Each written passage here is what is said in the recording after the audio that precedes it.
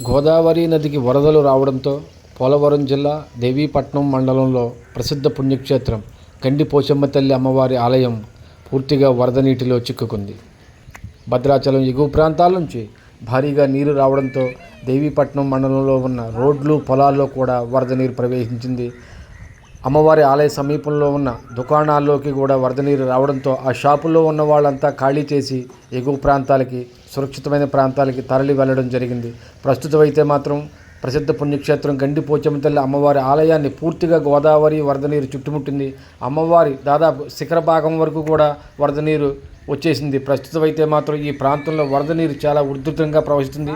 అధికారులు కూడా హెచ్చరికలు జారీ చేశారు, ఈ ప్రాంతానికి ఎవరూ వెళ్ళవద్దని. అలాగే ఈ షాపుల్లో ఉన్న వాళ్ళు కూడా బయటికి వెళ్ళిపోవడం జరిగింది. ప్రస్తుతం అయితే అధికారులు ఈ ప్రాంతాన్ని పరిశీలిస్తున్నారు. అమ్మవారి ఆలయానికి సమీపంలో కానీ గోదావరి పరివాహ ప్రాంతాల్లో కానీ ఎవరూ వెళ్ళవద్దని అధికారులు హెచ్చరికలు జారీ చేయడం జరిగింది. ప్రస్తుతం గోదావరి వరద నీరు ఉధృతంగా ఉండడం వల్ల పాపికొండల విహారయాత్రకు వెళ్లే బోట్లు నిలిచిపోయాయి.